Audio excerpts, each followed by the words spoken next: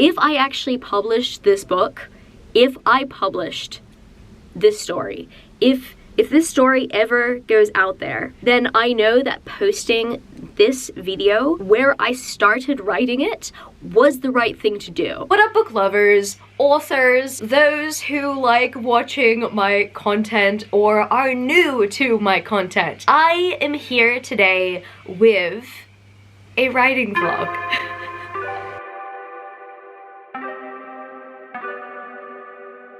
I am filming this introduction because I feel like I went full steam ahead when I was filming initially. In case you are new here, hi, I go by G. This channel used to be called G Swizzle Books when I was booktube centric. I am now in the process of moving over to AuthorTube while still posting booktube videos. So like I still talk about my special edition book collection and everything majority of the time. And I have been writing since October of last year. In the meantime, within the background, I've been working on a fairy tale fantasy romance series that I consider to be my magnum opus. So that's what I've been doing in the background if you are completely new to the concept of me writing, even though my channel name has author in the title. If you're new to my writing videos, I am technically also new to my writing videos. This is the third time I'm attempting to do a writing vlog, and it might be the first time I post a writing vlog here on my channel. If you want to see more of them, hit the subscribe button and hit the bell notification as well so you're notified. So essentially within this vlog, or what I had just filmed previously this morning, I do talk about my writing journey so far and what I plan to achieve within this vlog. And then we're gonna see some action. We're gonna see things happen. Knock on wood. I mean, third time's a charm, right?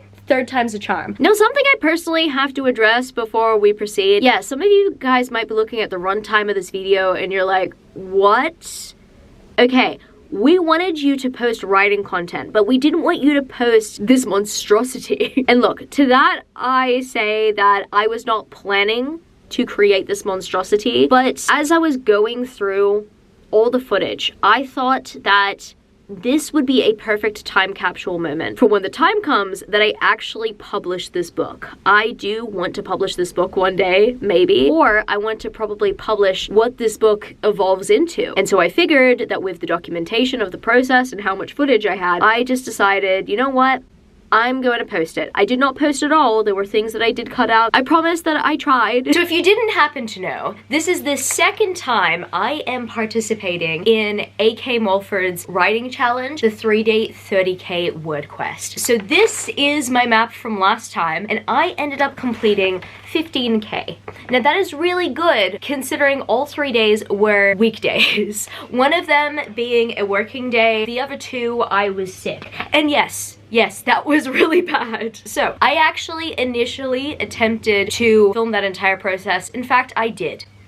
And then I thought to myself when I had finished filming my last clip, there's no way I want to edit this. Being sick that week felt terrible, but being in the editing room, subjecting myself to content where I am constantly coughing, crying, all that stuff, etc. I just did not think that that was going to be a good time, and I don't think it would have been a good watch for anyone. I think that that would have just been full-on torture. And not only that, as much as I am so proud of myself that I was able to push past being unwell, to write 15,000 new words into the fantasy romance manuscript that I've been working so hard on for a very long time, I was not proud of 100% of what I wrote. In fact, I would have to say that I think around 3,000 of those words I am probably gonna have to cut out because I was not proud of the final scene that I was working on. I just don't even see that scene going in that direction. And honestly, if I was well that week, I would have been able to think logically about why that scene, structured like that,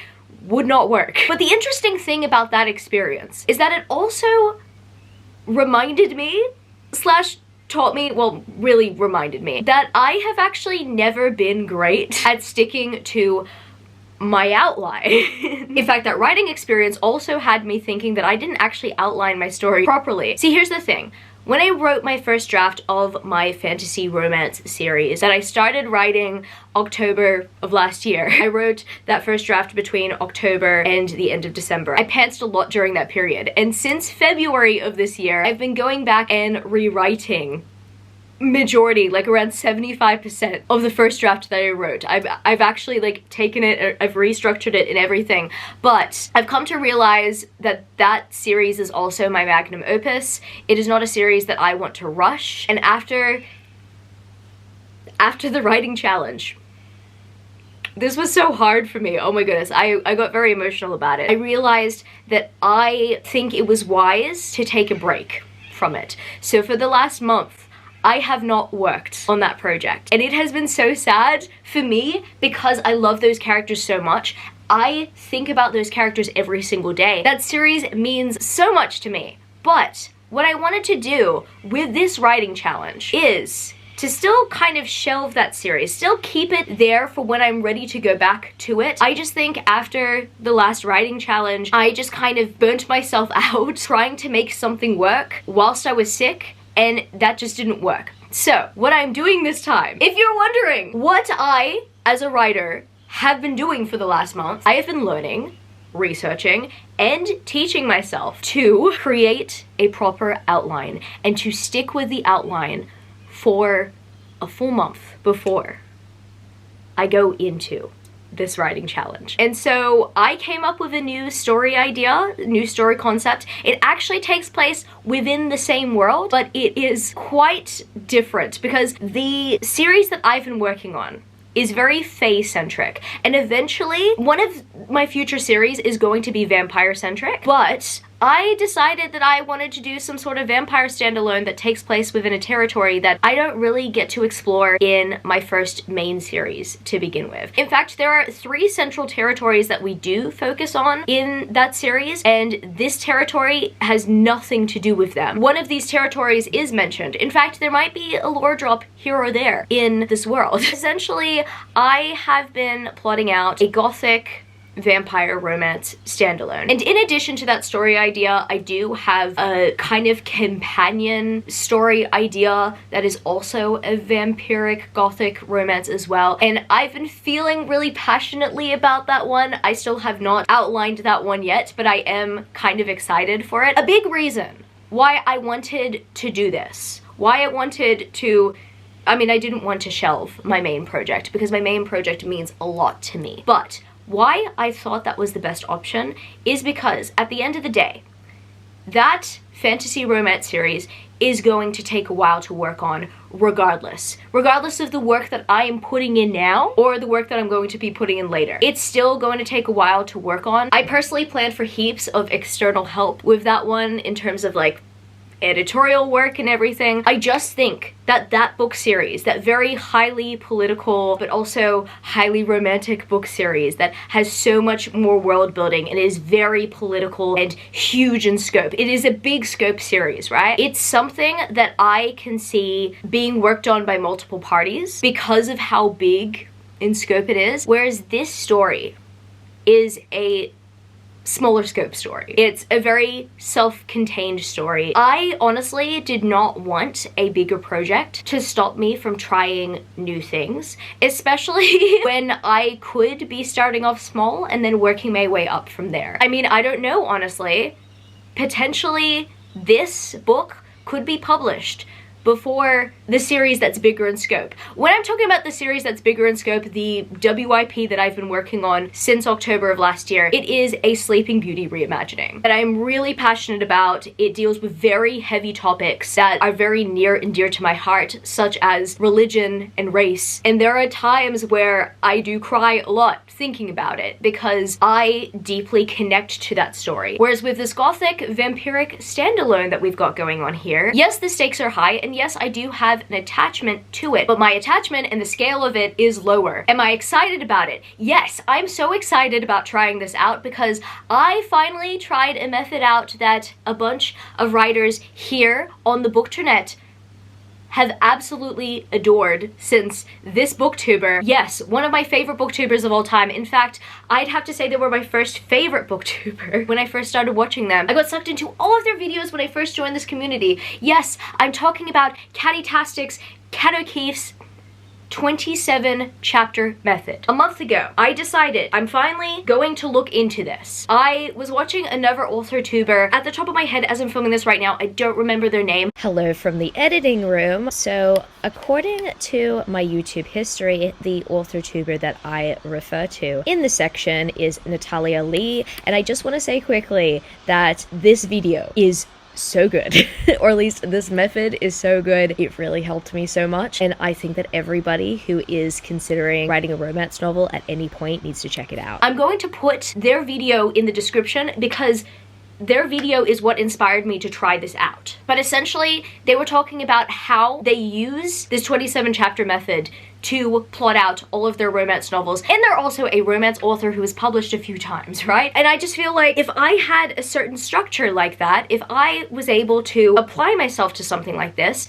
then I could do it. And so for the last month, I have been preparing for this write-a-thon. In addition to researching vibes, understanding my characters, getting to know my characters, trying to figure out who they are, what are their favorite things, and just the funny things about the story as well. Like, there's some comedic effect there. Camillo, my husband, helped me so much with the comedic effects of the story. Honestly, I love the fact that he is not only my partner for life, but he is my partner in crime. Like, when it comes to my writing, because he has definitely helped me so much with my Sleeping Beauty WIP. But honestly, this time around, his humor really came through, and we tried to figure out a way that it would translate. So essentially what I've wanted to do, my main goal with this is to try to get as much into the outline crammed into there as possible. I'm filming this 2 days before the write-a-thon. So the write-a-thon takes place on Saturday, Sunday, and Monday, and I personally have to get myself out of the weekend habits. For the last month, what I've been doing,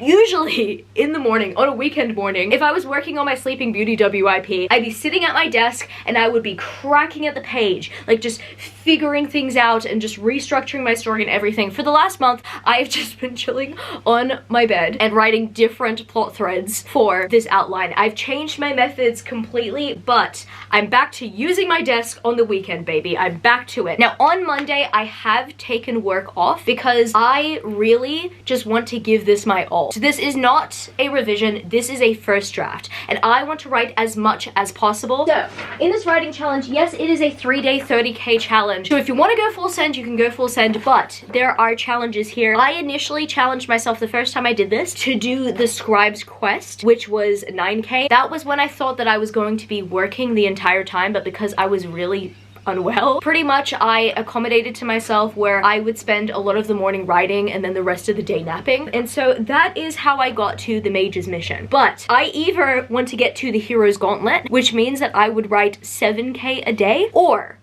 I could do the Big Boss Battle. I could do the 30K. I think that 9K is a huge jump. I mean, I personally like a goal that we can divide into 3, and I think 24, you know, like 8K a day is pretty good as well. But it's either or for me. I think that the Hero's Gauntlet is what I am aiming for, but the Big Boss Battle is something that I would like to try eventually. And considering that I have an outline that is almost completely done, I mean, technically, see, right now I'm stuck at the final battle. Yes, there's going to be a massive opportunity for them to fight for love. That is the goal. I am currently trying to figure out how to do this battle, the intricacies of it all. Like, when you're trying to like put in your outline, okay, this happens and then that happens and then that happens. Initially, I had a plan for it, but I thought, no, I'm gonna need a little bit more of a kaboom. I mean, I know it's a standalone, and in all honesty, I'm not aiming for it to be commercial enough for traditional publishing. I am just planning to write whatever I want. I feel like my main story, I think the reason why I want to put more effort into my main story is because that is a type of premise and story that would have potential to be commercial enough for the traditional publishing route. This one, however, I don't care. I just want to give this method a try. It might be the first book I publish. I don't know. But this is where it starts. This write-a-thon is where it all starts. I mean, technically, the outline phase was where it all started, but the goal was to always start the first draft within the write-a-thon period, and so that is what I'm gonna do. So these next 2 days, as I'm working from home, I'm gonna be working on write-a-thon prep, like just working out where to put my snacks. I really need to clean my desk. And I just have to say, before I sign out of this clip, if you're choosing to watch this, you're a real one. A big reason why I'm terrified to post writing vlogs on my channel is because I know that my booktube content has always been quite successful on here. And that's essentially because I started off as a booktuber. But if you are following me into my writing journey, first of all, thank you. But second of all, you are a real one to me. Thank you so much. Anyway, I've got no writing done in this yet, and I'm already getting sappy. So, roll the next clip. I'm here a few hours later, just on a work break at the moment, to talk to you guys about the project in a little bit more detail. Like, what kind of characters am I writing about, essentially? So, basically, in order for this story to fully come to me, I needed to create characters to meet the story where it was at. So I came up with a female protagonist. In fact, you know what? Majority of my characters, or my main characters, as I've come to discover, I really like giving them abandonment issues. I'm sorry. No, I'm not sorry. That is something that I have had to work through personally. In my personal life, I've had to work through abandonment issues. I've had to work through self-esteem issues. And so here we have a female protagonist who experiences abandonment from her family whilst coming from a low socioeconomic background. Now, in addition to that, this female main character comes from a realm where magic is forbidden, including magical deviance. And then we have our male main character, aka the vampire main character, who has experienced abandonment in his past. He's experienced a very dark past, if you will. It kind of leads to him brooding, but also quite curious when the female main character comes in. So essentially, there's going to be a point in Act 1 where we've got the female main character who has actually been taken against her will to travel throughout this new realm. Essentially, she has been kidnapped because she's been purchased by a big baddie. Sorry, I'm editing this and I realized that baddie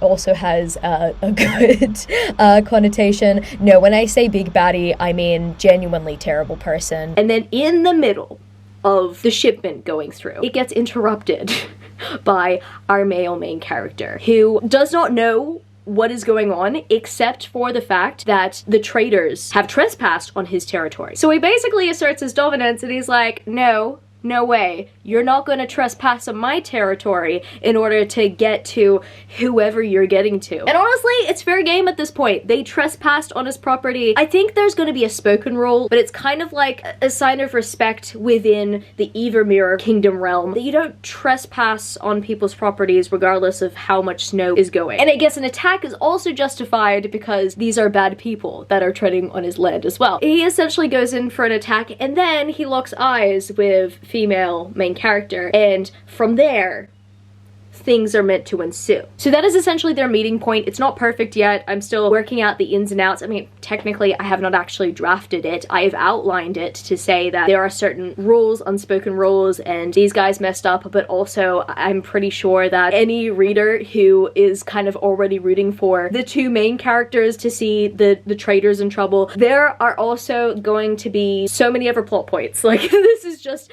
the setup. And then you have the side characters. Camillo gave me ideas for the side characters. I wanted there to be some sort of butler, and he had suggested that that butler is a house spirit. And then I came up with an interesting backstory for that house spirit as to why his soul is tethered to the house. But he's a good source of comedic relief, which is what you need, and a good bridge between the two main characters. Someone who is less threatening to the female main character, even though she might initially be intimidated by the character's shadows. But overall, what a good character to have. And then we have Giuseppe. This is so funny. Okay, so when I was initially starting to take on this project, Camillo was just like, you've got a side character that's a house butler, and then you have a little white rat named Giuseppe. And he was very specific about the name Giuseppe. Giuseppe was the first name that we figured out before any other name, and I did not know why. It took 2 days for Camillo to confess. He was talking about how at his boys' night, there was a story about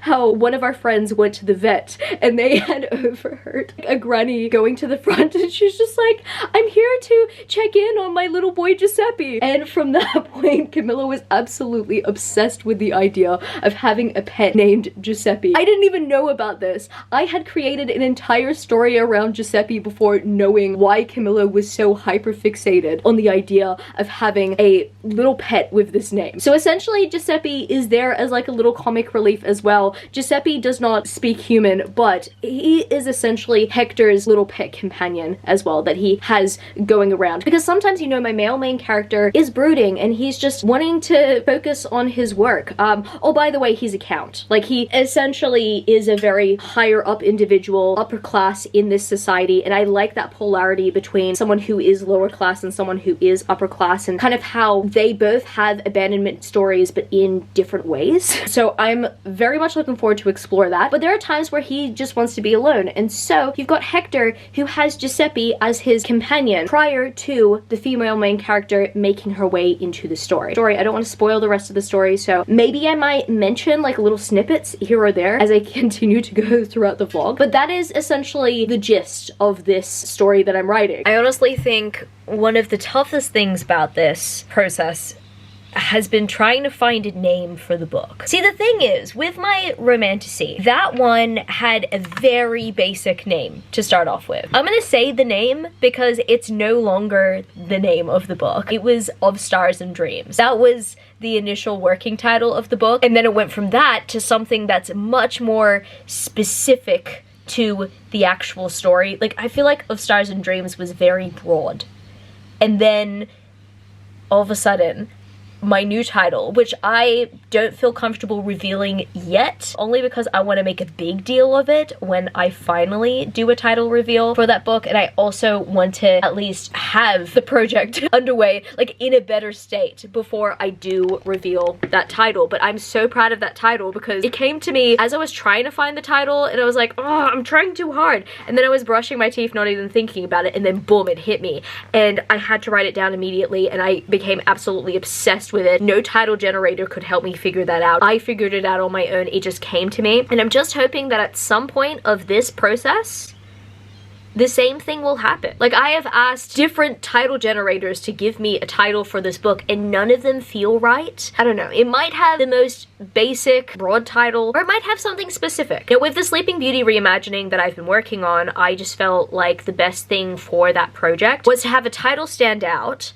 but also have some sort of rhythm to it for the other books in the series. And I also have book 2's title in that series as well. I don't yet have book 3's. I have half of book 3's. Like, when I'm talking about half, I mean the formula to my title is 7 words. Like, when you've got like and then all these different prefixes in the title, yeah, you've got that. But then there are the other important words that fit into that equation. It's a 7-word formula for a title that just works. I don't know if with this story I'm gonna have a longer title or a shorter title. And I also have to think about how it works with the concept art that Camilla was working on for the cover. I like the concept art that Camilla was working on for the cover, but I have to see whether it matches the Kindle Unlimited market eventually. Yeah, we've used positioning when it comes to gothic romances and stuff. Like, we've looked at the Phantasma cover, we've looked at Nightshade, so we've had like different aesthetics to kind of go off there. He's still working on it, so we'll see where that takes us, but I have a specific vision for that, and I'm hoping that if it ever gets to the point where I press publish on this book, then the cover is able to market the book. I feel like, here's the thing. You've got Nightshade and you've got Phantasma. Both of them are one-word titles. Maybe I need to look into that, because I have been looking into formulaic titles, and I think that works for my Sleeping Beauty reimagining specifically. Maybe I need to have a little bit of a think about potentially having a shorter title. I cannot be stressing about it too much because the write-a-thon starts soon, and I gotta focus on putting words onto a page rather than a single title to a page, you know? It's been an hour, and I think the title has come to me. The title that I'm looking at is a one-word title. It's actually making me really excited to write it. Ah! There's a song that I adore where this word is a title. Oh, I'm hearing the music in my mind. I'm hearing it. In here, I have the challenge workbook. Now, this is an updated challenge workbook. Some of the documents from the last one are outdated. In fact, funnily enough, that choose your own adventure sheet that I showed you earlier is outdated because now we have an update adding in hours. So if you put 30 hours into the writing challenge, it is just as good as completing 30K. And I think that that is a very lovely thing. When it comes to revision, it is very easy to go the slower pace. And so I think that measuring it by hours as well is also a very nice thing. Now I can also prepare my lair. On this page holds a checklist where you can clean your writing space, add some cozy lighting, gather a basket of some cozy gear, and then there's some word fuel, like stock up on some easy to grab snacks, meal prep, hydration station, like having a few things ready. This is handy. So this is the kind of stuff that I'll probably look at today. Write affirmations on sticky notes and cards. You know what? That is a good idea. So I tend to actually start my morning and end my day with affirmations. Now this,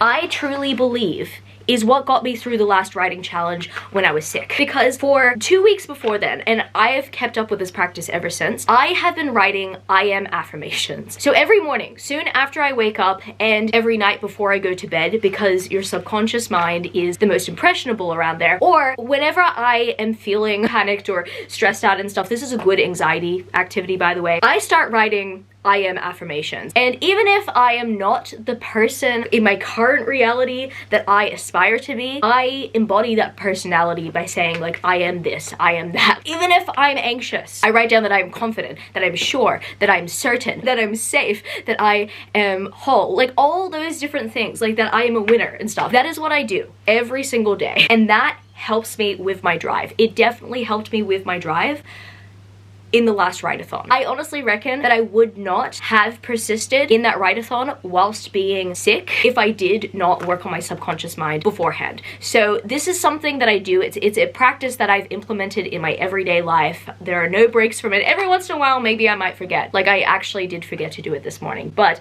after I finish filming this, I'm gonna stick to the practice. If you want to do this challenge, try to fill out the entire page without looking at your previous page. It's a good exercise. Before you know it, you're like, hey, I actually want to write more, but I've just finished a page, and boom shakalaka, there you go. But I think I will probably get some sticky notes to just write down some affirmations to keep me going. Like reminding myself that I don't have to be a perfectionist, that at the end of the day, everything will come together. Take a writing break for a few days before the challenge. Well, I've technically taken a writing break for a month. I mean, I have been working on my outline, but I have not been working on my outline super closely. See, my process usually is cram as much as possible into a session at one time. And that has proven to be helpful sometimes because it builds self-trust. However, sometimes you just need to wait for the ideas to come to you. When it came to the title, for example, the title of the book that finally came to me yesterday, I had to release the attachment to the idea, and then all of a sudden it came to me. So recently that has been a practice that I've had to implement, and I'm not gonna lie, it has been a very scary practice. I'm like, no, I don't want to let go of control. I want to get stuff done. I want to get stuff done right now. But sometimes you just need to release the attachment to the story before something can come to you, you know? Track, motivate, and celebrate. Create or download a word tracker or a quest map. I mean, I've got that here. And there's also a section here for backup plans. So head to the Feeling Stuck channel for support. Try to mitigate any hurdles that you know ahead of time. Best offense is a good defense. Have an overwhelmed strategy list. Take a nap, go for a walk, call a friend.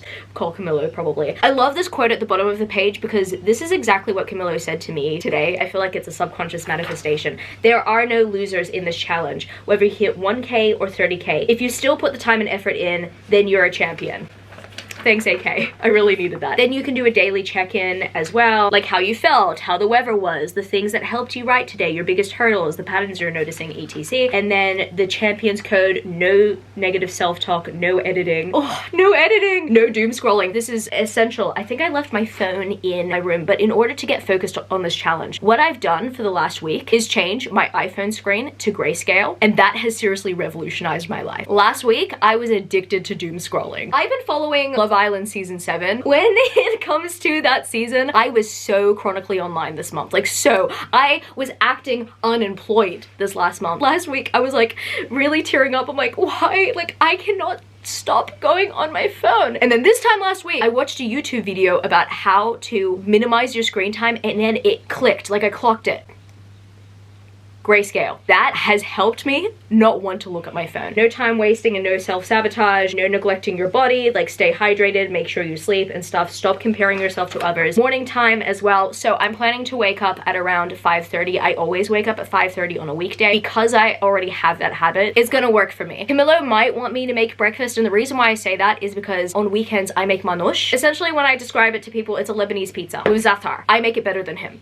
So I will probably be using breakfast time as a break for me. I'll probably start, because sometimes I don't even eat straight away when I wake up in the morning. Like, I'll hydrate, I'll make sure that I hydrate immediately, but I might at some point start writing sprints, and then I will make breakfast at some point. Now, this is what I'm excited for. I filled this out last time. Every single time I reached a K, I would write 1K, 2K, 3K, all that stuff, etc. In case you want to go by treasures, you can do that. Bingo, if you want to play bingo as well. And this is the word tracker, which is exciting. You can like start to fill out how far you've come. So you can go from scribe at the bottom all the way to story dragon. And then you can also track your word count. And I like this. I like the idea of tracking words as you go along. So there are multiple trackers in this workbook. Overall, this is a very helpful workbook. I mean, 3 of the pages have gone astray, but the last page that has gone astray, which I'm actually glad got separated from the workbook, is their certificates. I am just about to start work for the day, but I decided that I wanted to go through that workbook. I don't know if there's somewhere where I am meant to like write prompts in, like why am I doing this challenge in the first place. I think there was something like that beforehand, or maybe I did go past it. Oh yes, I did actually. So why am I doing this challenge? I'm doing this challenge to challenge myself as a writer. I'm challenging myself to do something different. The first time I did this challenge, I wanted to learn how to be part of something as an author. That was my first ever writing challenge. Besides my personal NaNoWriMo, I did not want to participate in NaNoWriMo last year, but I made the personal decision to write 50,000 words within a month for 3 months each, and I ended up finishing my first draft within that period of time. Last time was the first time I did a challenge with a community. So that in itself was my challenge the first time. This time, I'm doing this challenge because I want to challenge myself to do something differently. Technically, it's within my comfort zone because it's something I like to read,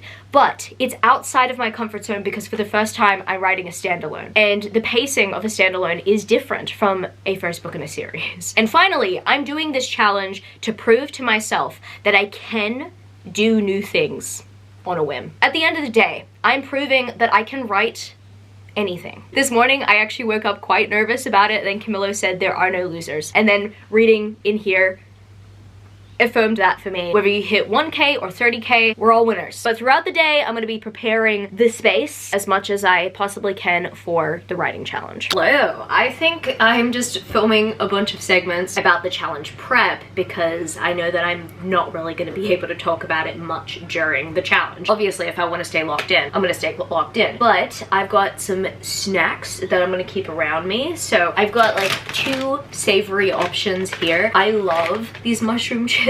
These ones are crunchy and they're just nice and salty. I dig these. They're really good. Harvest Snaps in sour cream and chives flavor. I think this is going out of production because when I was purchasing this, it was more than half price. And it's my favorite flavor. So if they are getting rid of this, I would be so sad because I love this flavor so much. So that's the savory stuff. But in terms of like sweet treats, I've got this protein chocolate that I love. There are other like protein health chocolates out there that just specifically taste like protein health chocolates. These ones, or at least the milk chocolate, does not taste like it. I have not tried the white chocolate yet, so I decided to make this challenge the first time I try the white chocolate as well. I cannot wait to have this as a sweet treat on hand, but if I'm not feeling like blocks of chocolate and I'm feeling like something a little bit more chewy, I have a pack of 15 smushed protein balls that are raspberry brownie flavor. I recently tried this flavor and I really do like it. I usually go for like the peanut peanut butter flavor, but as you can see,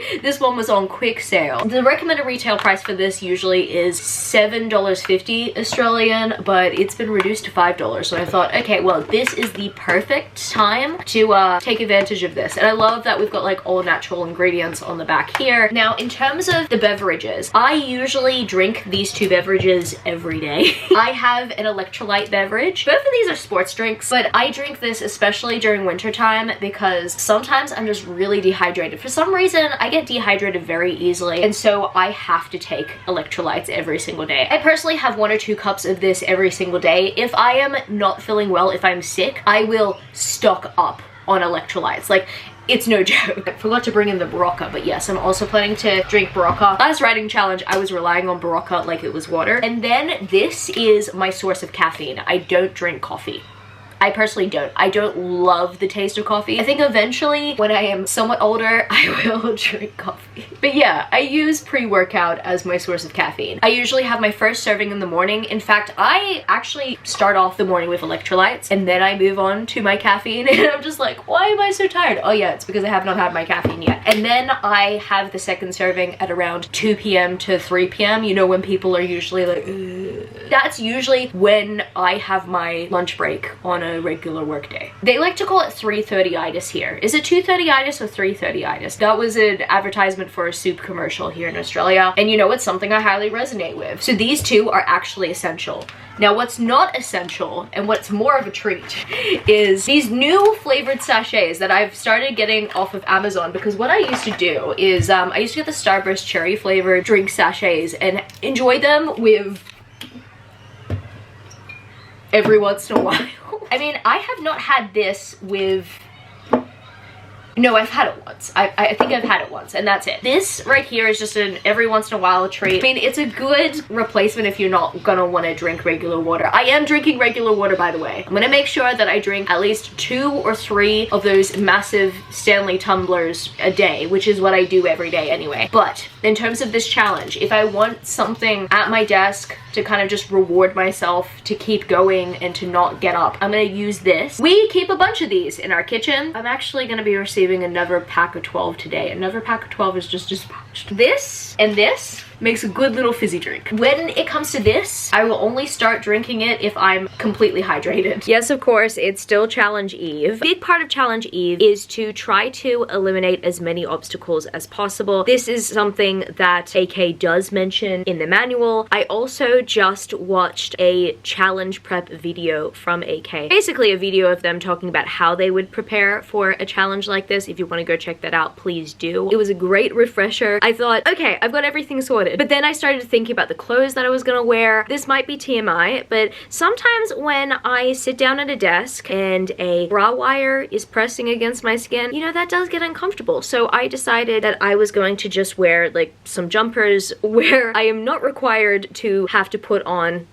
some sort of form-fitting bra for my comfort, you know? I've stacked a bunch of jumpers that I want to wear, as well as have like a couple of coats because it is really cold here. But an app that was mentioned in that video is this app called Forest. Now, as I mentioned earlier in this vlog, my screen is grayscale, so I don't think that Forest is gonna look amazing on my phone when I use it, but essentially this app is used for productivity. And I was thinking, well, I really want to use the Discord sprints, and I felt like I missed out last time because the only time I set for myself to do writing sprints was when we did the Zoom sessions. And then after coming across the video that I just referenced, I thought, oh, actually, there's another way to do it. I just really have not thought about that possibility. So this is a productivity app where essentially if you were to click away from the app, your trees will essentially wither and die. They will fade away. I don't know. But as you proceed to focus, you are growing something absolutely beautiful. I don't know. It's just really motivating. 25 per sprint is pretty good. So it'd be like half an hour. You have like 25 minutes to get writing done. You have a 5-minute break, all that stuff, etc. That is something that I want to do. It was also just announced in the Discord group that the sprints will be happening at 2 p.m, which is funny because that's usually when I start feeling fatigued during the day. So hopefully with everybody on the call, I will feel much more pumped for that. And of course, I'm back here on Challenge Eve. So we're going to have dinner because we just received some really exciting news this week. Am I allowed to say?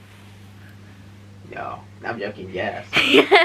Camillo is an Australian citizen.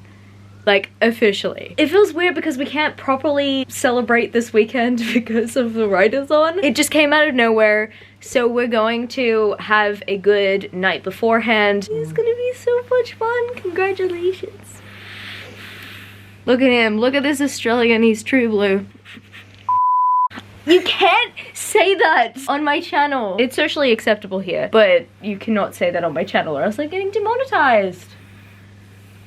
What are there's Okay, so he said the C word. Before I actually move on, so in the setup I have two laptops. One will have Microsoft Word open. This is the laptop that I will be writing with using this keyboard. This is definitely not a good setup. As I'm showing you, I literally just plumped everything on my desk, but essentially I've got this is a gamer keyboard, and then here I've got my mouse, which is also a gamer mouse, and then this laptop is primarily going to be used for my outline to be on display. It's also going to be the laptop that I am going to be using for the Zoom call as well. So when we are on Zoom call, it's easier to like flick between the two. Camera will come from this angle whenever I do some sort of update. I mean, that's the goal. I promise it will look better when the laptop screens are up. Also, to top it all off, I've got some blankets from some subscription services ready to go here.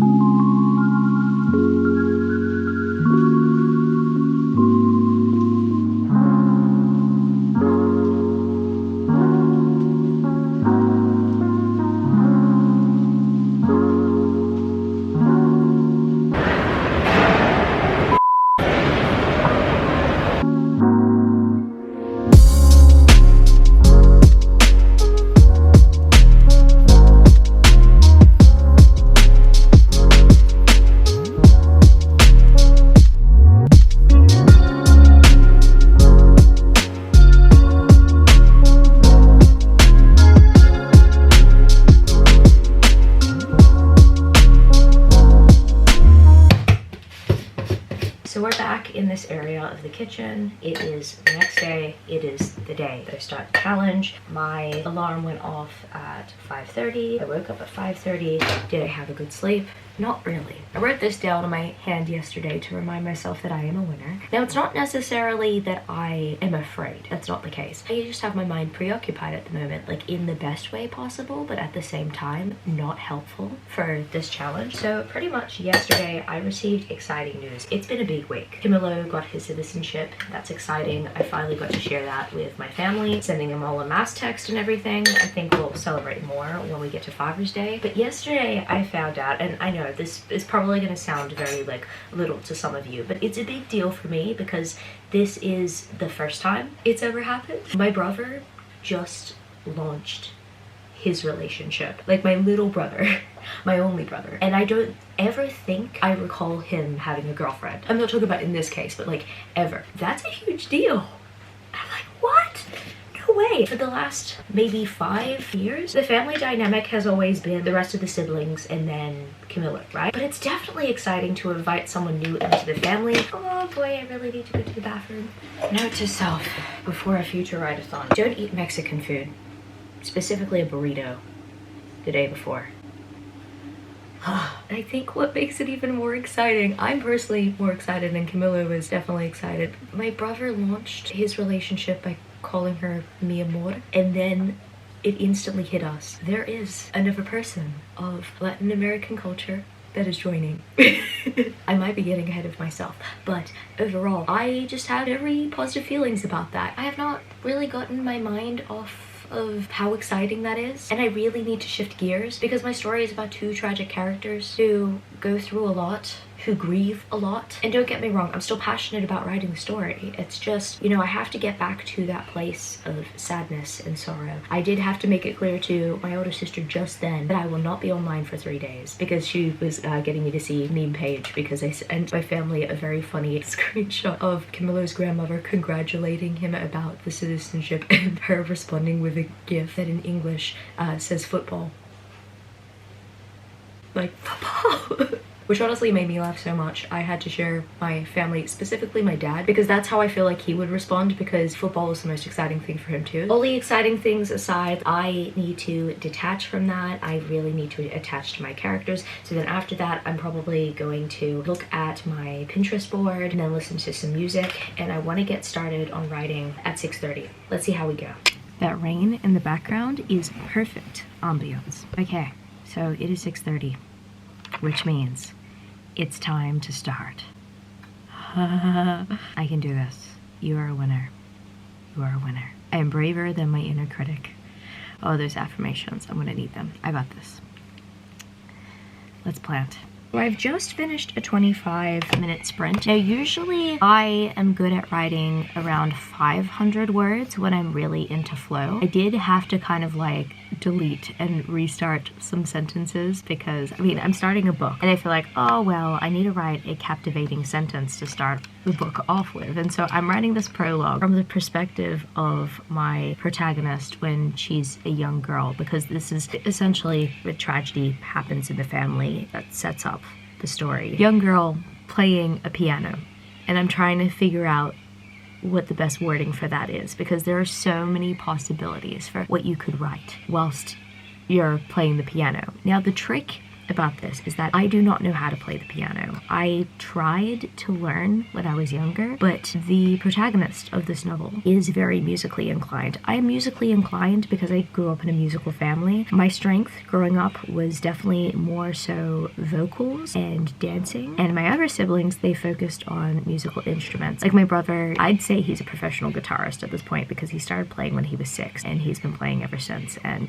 honestly, it just blows my mind how far he's come with the guitar. I think my older sister also learned how to play guitar and maybe keyboard as well. And I tried learning at some point. I think what stopped me was the fact that our keyboard cord broke. But anyway, when it comes to the story, I do feel a little bit critical about like, oh, okay, well, I need to start this off with a captivating line. And I love the idea of music and gothic romance coming together because I personally find music very captivating, and I think that it is a great avenue for the protagonist to express herself. And at a very young age, she has finally learned how to master a song, and she's like really excited and she cannot wait to show someone. But then the plot twist is that someone she can't show because that someone has died. So, I mean, look, it's in a prologue. Now, what also kind of irks me about what I'm writing is probably just, look, I'm gonna have to work on my format. When I say format, I mean the spacing, the lines on the page, it's just not looking great. I think it's because I formatted my other fantasy series very well on my Microsoft Word document. I literally here started with a blank document, and yeah, it looks very ugly. So I'm probably just gonna have to change the page settings now before I proceed. 444 words. I love the angel number. 4 pages. I mean, technically it is actually 2 pages of writing. I've got like the title page and then I've got the dedication page. I'm still working on my dedication. I'm not like 100% happy with it yet. When it came to my romantasy book, that dedication came to me way before I actually started writing the book. I'm like, oh my goodness, this is absolutely perfect. And it is a Beyonce reference. I have reformatted. So what happens is when you open a new document with Microsoft Word, it automatically does the spacing like before 0, after 8 point. I just personally like to do 0 point and then make my own spacing from there. I don't know why. I just think that controlling the spacing just helps me navigate my manuscript better. So I fixed that, thankfully. And I also went back to my prologue and beginning of chapter 1 and I fattened it a tiny bit, meaning that also I made sure that when you go to home and then you do like how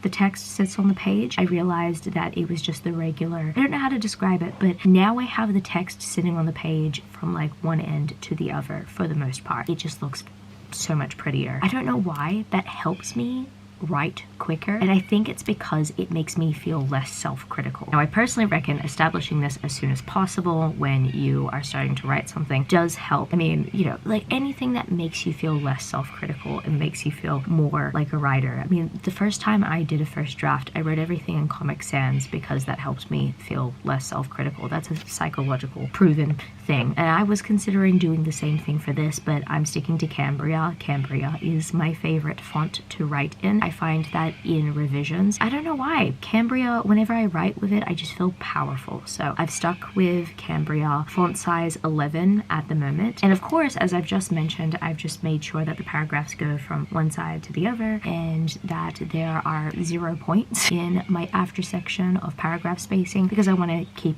control of the spacing. So how many words have I written since? At the moment, my story is a total of 535 words. So yeah, adding just like a few more lines in there and then also italicizing anything that I want to italicize, I guess. It is 7:20. I've made some progress, but I could be making more. Hello, from I think an hour and a half later, I have gotten up to 1,500 words. I've made breakfast and it is currently like 9:15. I want to try to down this by 9:30 to hopefully do another writing sprint. I've done 2 writing sprints so far today and I've gone in between to add things. Now, this is where the no editing rule gets very tough because I did have to restructure scene 1. Like scene 1, it was kind of difficult because I was free flowing. I was like, wait a second, but I need to mention this, but I need to mention that. And so I had to restructure the scene to kind of make sense in between. And so yeah, I wanted to get up to 2,000 words before I made breakfast, but I did not want to starve my husband nor me. 1,509 words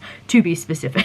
That is technically, I think, 12.5% of the goal. If the goal was 10K for today, if the goal is 7K, however, that is a very significant dent. Funny thing is, I'm going to share this very randomly. One of the best things to do whilst making breakfast is playing Mozart in the background. It gives you a sense of urgency. Just a random observation. Mozart is actually a big part of the playlist that I have for this gothic romantasy. Listening to Mozart has really increased my productivity for sure. Not just getting me into the mood for the story. I feel like it just got me in the mood to actually make some momentum. Now it's time to plant another tree and to write more. Before I proceed, I might write maybe chapter 2. Because I don't know if this is going to be a chapter or if it's going to be a half chapter. It's currently almost 12.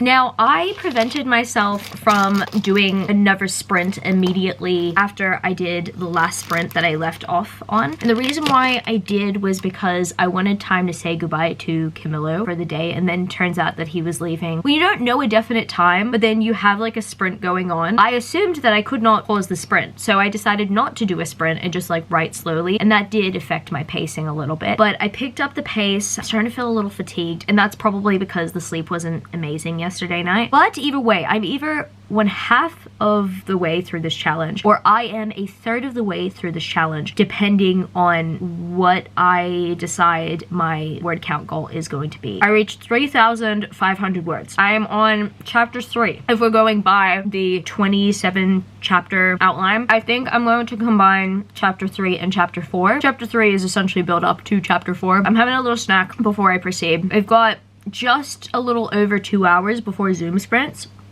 and I wanted to reach a good amount before we did Zoom sprints today. I just wanted to see if I could have my night free, but I might be writing into the night, and I've got to kind of just accept that, because at the end of the day, it is a writing challenge that does not happen that often. Okay, so an update before I proceed to join Zoom. I am either halfway through today's word count goal, or I am majority of the way through today's word count goal. Meaning that I am over 5,000 words in. I'm 5,200 words in to be specific. Honestly, I did want to get to 6,000 before we started with the Zoom session, only because, as I mentioned, I get 2:30, 3:30 itis, and so this time is like not ideal. I have taken an ibuprofen because I'm experiencing a headache, and I think the headache has to do with sleep deprivation and also the screen time as well. Whenever I do a writing sprint, I get up for like a toilet break, even though sometimes I don't feel like going. When you're hydrated, right, it's the best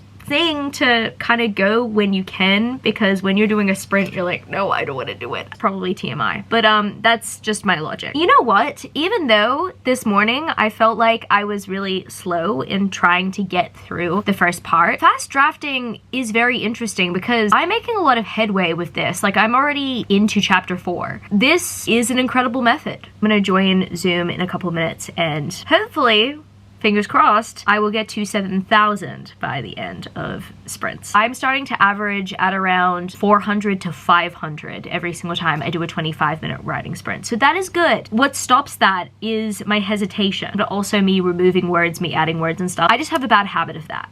I'm trying to stop. I promise, I'm trying to stop. It's just something I do. So I'm hoping that through this, I will reach 7,000. 7K is exactly what I did. I reached 7,008 words, to be exact. I feel like I saved the best parts of what I've written so far for those writing sprints. This is the time where, I mean, well, my female main character met my male main character just before I started, but now we proceed to get into the dark stuff. I was talking to the Zoom chat in like the small section we could, and I had mentioned that I had completely forgotten at times that this is a gothic romance. It's meant to be spooky because gothic romances, they tend to be spooky, especially when you're meeting a male main character who owns a manor and has all sorts of random powers, when then you've got your female main character who has very limited to like no knowledge of magic whatsoever. And so yeah, she's terrified. So I was writing it as if it was like a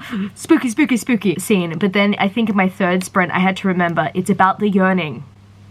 I need to put the yearning in there. That's what I've done for the most part. I still probably need to go back in to write some more, but yeah, no, looking pretty good so far. Now we've got a bit more of a calm scene to kind of just introduce the manor a little bit more, and the explosive introduction of the female main character.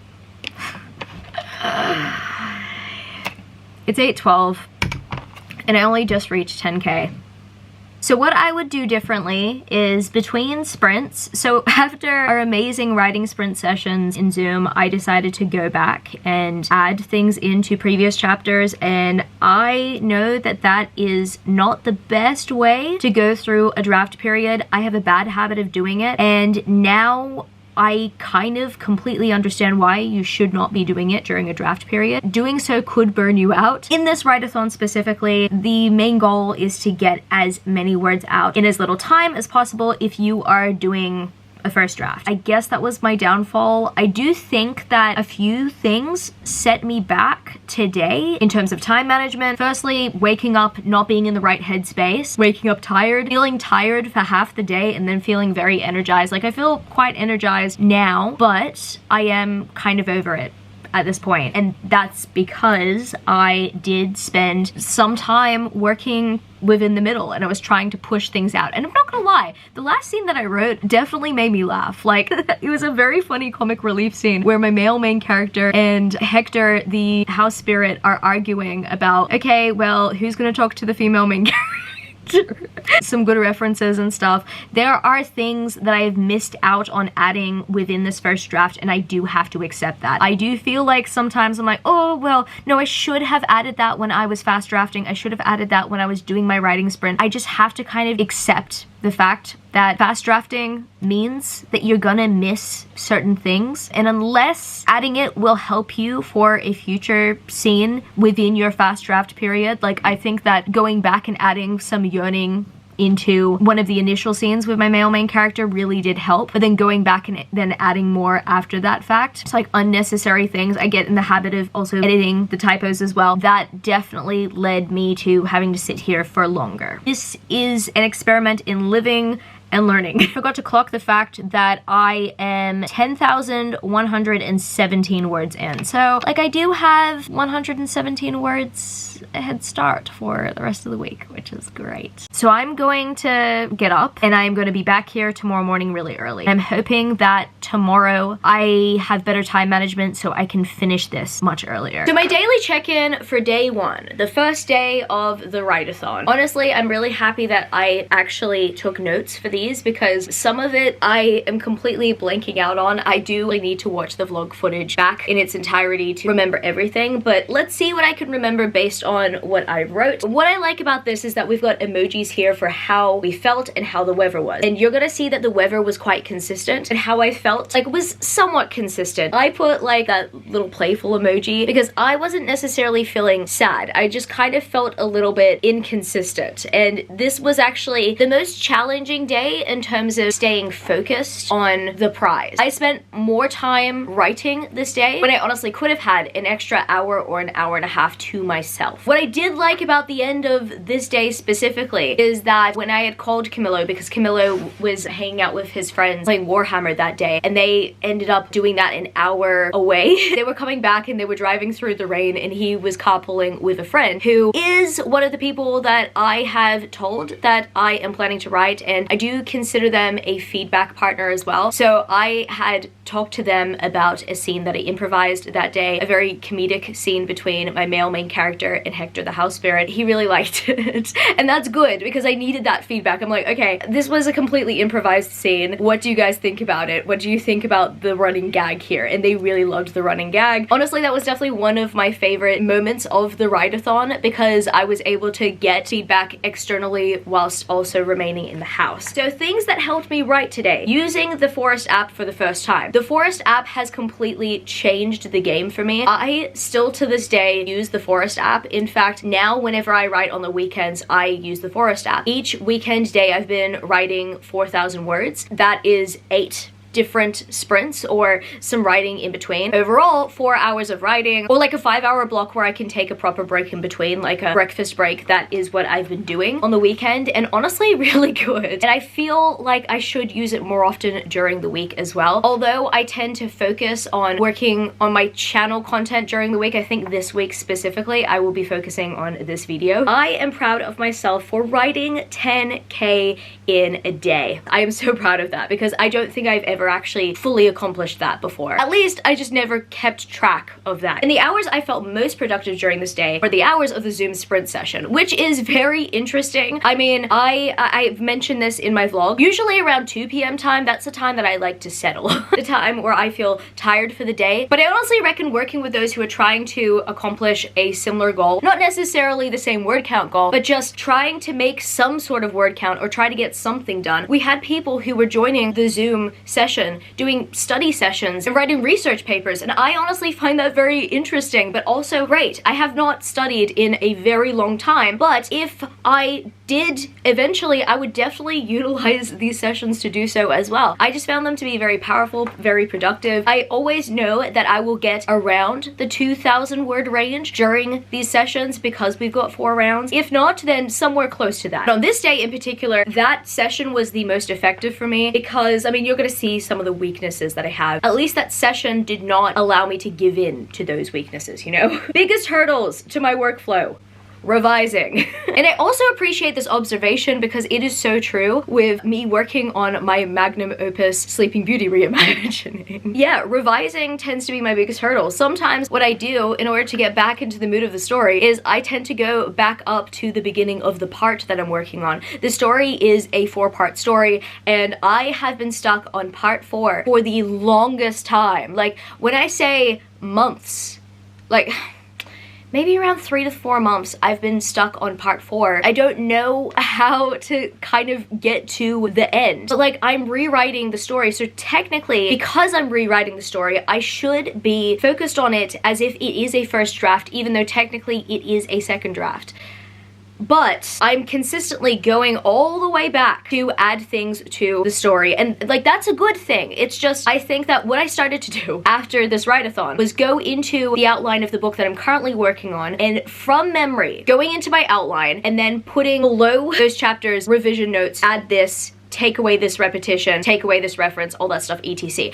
This write-a-thon is the most effective way to do so because everything is fresh in your mind. Everything you've worked on has been within the 72-hour period. So revision notes after doing these writing sessions, or even just by the end of the write-a-thon, that, in my personal opinion, so helpful. Patterns I'm noticing: going back and revising, as I mentioned. Next session, I will try not revising unless absolutely necessary. In terms of the hours that I put in, there it is. I didn't even fill out day 3. No! But I do remember how many hours I spent on day 3, and I know technically how many words I had completed. Day 1 was 13.5 hours. And that was purely because a couple of those hours I spent going back to revise and add things. You know, that's good and all if you are wanting to do a session where you are wanting to tackle all of those things at once. But if the goal is to try to get 30K within 3 days without burning yourself out, the best thing you can do is write it down in a revision note at some point of the day on your outline and just keep writing everything else. And I'm not gonna lie, I do kind of cringe mentioning that because that is not my method, that is not my way. But I think after this writing challenge, I kind of noticed just how burnt out I was at a certain point, and I think that I could have avoided that if I just stuck to the plan. And we're back. It is currently 5:35. 5:30 is when I wake up usually, but this morning I woke up at 4:45 because I had this very weird dream. In terms of yesterday, something I neglected to mention was the fact that I did not properly hydrate. I had 2 of these. I did not drink one of them in the morning. It took me having to drink my first tumbler of water at 1 p.m. and then my second tumbler just after I finished writing. I woke up not feeling amazing. I know that's also partially because I did have somewhat of a shorter sleep, and that is purely because I was running on a high. Like, I was trying to make myself fall asleep, but I was like, oh my goodness, I achieved today's challenge. But I think I could have woken up feeling much more refreshed if I drank water. So right now I am in the process of finishing one of these. So I might have looked a little hideous when I was sitting at my desk, and that comes down to 2 reasons. One, there was a heater under my desk, so my face was red, but my face is redder than usual because 2, I was not wearing any skin foundation. I don't actually wear foundation. I actually wear a BB cream that is in a nude color. Hopefully this doesn't react too much. I need to get one of those stickers that everybody is like raving about, those like star stickers and stuff. I started watching a TikToker who does like really motivational videos, and he consistently wears them. I don't remember his name, but his slogan is rockstar shit. And I love it. I was watching a bunch of his videos in the lead up to this write-a-thon, and honestly really inspired me. There was a video where he said, reason why you're stuck is because you haven't given yourself permission to make something shitty today. And honestly, I felt that. I'm gonna start at the same time that I did yesterday, 6:30. I do have a little bit more time to kind of like compose myself. I am in much more of the story mood than I was starting the story yesterday morning. In fact, I'm not gonna lie, now this is just based on my 2 experiences of writing a fantasy romance book so far. The story becomes funner to write when the love interest is introduced, but then also I do have a very fun side character as well who is a house spirit, and honestly, writing his dialogue was really funny. I really felt like I was in flow state with that. The things I mostly like to express in my stories is definitely, of course, going to be inner turmoil. Like, I love writing about inner turmoil, especially if I highly resonate with the characters. I think that's why I write characters with abandonment issues. It just, for me, that clicks the best. Characters who have felt betrayed, characters who feel resentful but also sad and also emotional but also need to let out rage. What I like about this book is that eventually we will see female rage. I mean, the same thing about my main series. I think, you know, you can actually start off being like, I'm sad all the time, and you don't actually know how to use that sadness and convert it. But then, you know, sometimes rage can be a good thing. It really depends on the context, and I think in a story like this, rage is technically a good thing, a righteous anger, if you will. Other things I really like writing are like very romantic, tense scenes, you know, when there's some sort of foreplay going on.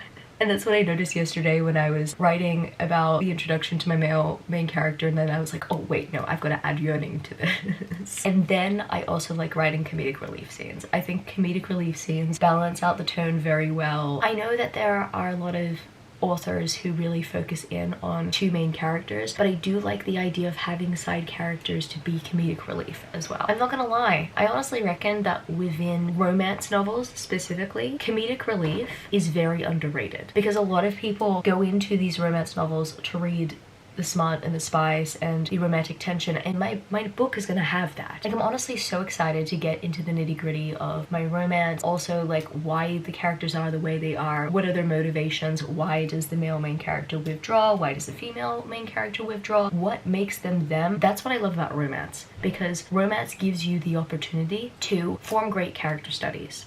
But when it comes to comedic relief, I feel like we don't talk about that as much when it comes to romance novels. As long as I write novels, I do kind of want to add in comedic relief, unless of course I'm writing a novella that's like purely meant to be like romantic and we only have 2 characters. But then again, a protagonist and a love interest can have inside jokes with each other, and that could be funny too. I think that's why I'm enjoying it, because I'm not burning myself out with one concept and one concept only. And also, like, I mean, the first half of the book was really tragic because like obviously we need a female main character with a tragic backstory. We don't need a female main character with a tragic backstory. We could have a female main character who is spoiled and goes on her little adventure, but for some reason I need a female main character with a tragic backstory because abandonment issues.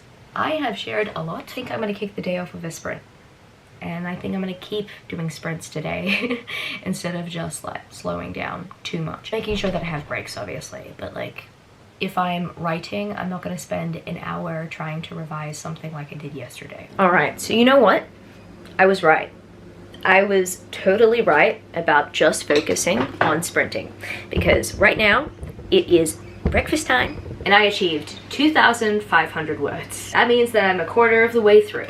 I am making breakfast right now. I mean, yesterday I was listening to Mozart whilst doing so to kind of just keep myself in the mood. Yesterday night, which I mean, I've been doing this 2 nights in a row, like preparing the manouche the day before in order to make sure that I have enough writing time as possible. I've added halloumi into this because why not? But essentially there's za'atar in here and then there's halloumi. Usually the way to make za'atar is to use the oven, right? But for breakfast we just put it on the frying pan and then we crack eggs and we put za'atar on those eggs too. I know that Data is shaking in her grave every single time I do this.